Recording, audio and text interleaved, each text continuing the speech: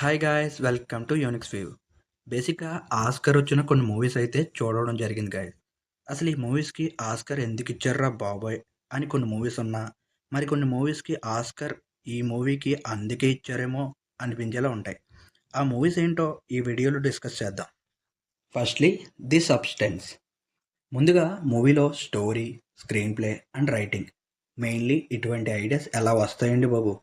Movie చూసినంతసేపు మంచి థ్రిల్లింగ్గా ఉంటుంది. Literally ఎక్కడికో పోయింది మైండ్. టూ క్యారెక్టర్స్ని బేస్ చేసుకొని తీసిన మూవీ ఇది. యాక్చువల్గా ఇది చాలా సింపుల్ ప్లాట్.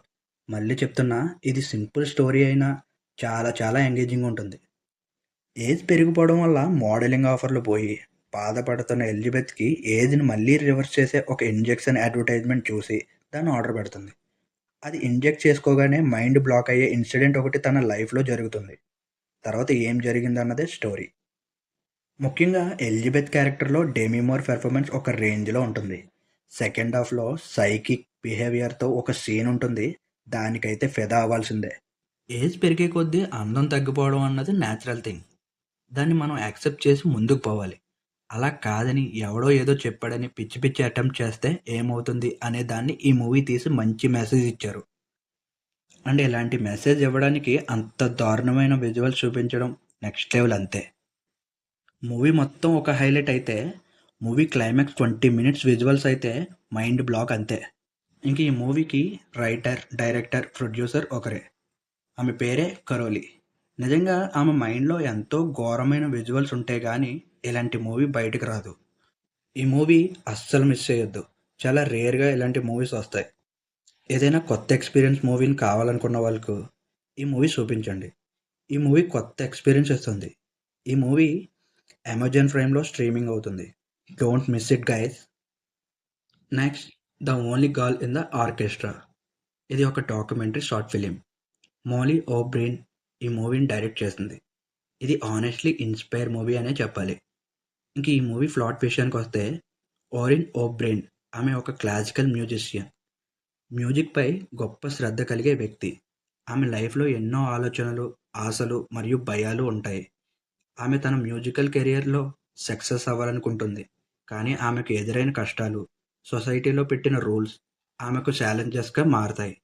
ఆ ఛాలెంజెస్ ఎలా ఫేస్ చేసింది, ఆమె మ్యూజికల్గా ఎలా సక్సెస్ అయింది, ఆడవాళ్ళ పట్ల ఇండిపెండెన్స్ అండ్ ఫ్రీడమ్ ఎలా తెచ్చింది అనేది ఈ మూవీ స్టోరీ. ఈ మూవీలో ఆమె చేసిన యాక్షన్ చాలా రియలిస్టిక్గా ఉంటుంది. ఈ మూవీ నెట్ఫ్లిక్స్లో స్ట్రీమ్ అవుతుంది. నెక్స్ట్, అనోరా. అనోరా అనే సెక్స్ వర్కర్ బాగా డబ్బు ఉన్న ఇవాన్ అనే వ్యక్తిని ఇష్టపడుతుంది. అమెరికాకి హాలిడేకి వచ్చిన ఇవాన్ అనోరాని ఇష్టపడి ఆమెతో ఫుల్గా హాలిడే ఎంజాయ్ చేస్తూ మ్యారేజ్ కూడా చేసుకుంటాడు. ఇది తెలుసుకున్న ఇవాన్ పేరెంట్స్ కొడుకుని తీసుకొచ్చి వేరే పెళ్లి చేయాలనుకుంటారు. ఆ తర్వాత ఏం జరిగిందన్నదే స్టోరీ. మూవీ ఇంటర్వెల్ వరకు బోల్డ్ అండ్ న్యూడ్ సీన్స్తోనే ఉంటుంది. ఇంకా సెకండ్ హాఫ్ సెంటిమెంట్ ఉన్న పెద్దగా వర్కౌట్ అవ్వలేదు. మూవీ స్టోరీ బాగోకపోయినా అనోరా క్యారెక్టర్, పెర్ఫార్మెన్స్ చాలా బాగుంటాయి. ఈ మూవీ ప్రెజెంట్ హిందీ లాంగ్వేజ్లో నియాన్ ఓటీటీలో మాత్రమే స్ట్రీమింగ్ అవుతుంది. ఇంక ఈ మూవీ తెలుగులో జీ5లో అండ్ జియో హాట్స్టార్లో మార్చ్ 17 నుంచి స్ట్రీమింగ్ అవ్వబోతుంది. ముఖ్యంగా ఫ్యామిలీతో అయితే అస్సలు చూడొద్దు ఈ మూవీని. Next, Dune part 2. ఈ మూవీ ఫ్రాంక్ హర్బర్ట్ బుక్ ఆధారంగా తీసిన మూవీ. 2021లో రిలీజ్ అయిన డ్యూన్ మూవీకి కంటిన్యూస్గా ఈ మూవీ తీశారు. ఇంకా స్టోరీ విషయానికి వస్తే, పాల్ అనే వ్యక్తి తన ఫ్యామిలీ అండ్ డ్యూన్ గ్రహం మీద శక్తి సాధించే దిశగా ప్రయాణం మొదలు పెడతాడు. పాల్ కాన్ఫిడెన్స్ని పెంచుకుంటూ అతను ప్రామాణిక్ క్యాల్కులేషన్స్ నుండి మద్దతు పొందడానికి ప్రయత్నిస్తాడు. ఈ సమయంలో అతని ఎనిమీస్ అండ్ ఫ్యామిలీలో గందరగోళాలు మరింత పెరుగుతాయి. ఇవన్నీ పక్కన పెట్టి పాల్ అనుకున్నది ఎలా సాధించాడన్నదే స్టోరీ. ఈ మూవీ చూడాలంటే ఫస్ట్ డ్యూన్ పార్ట్ 1 మూవీ అయితే చూడాలి. ఎందుకంటే ఆ మూవీకి కంటిన్యూస్గానే ఈ మూవీ తీశారు.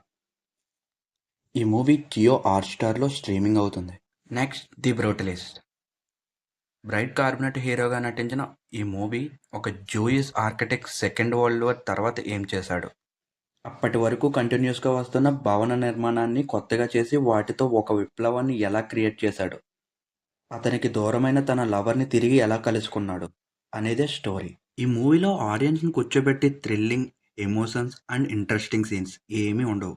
చాలా బోరింగ్గా అనిపిస్తుంది. ఈ మూవీకి ఆస్కార్ వచ్చిందని చూడడం అయితే జరిగింది.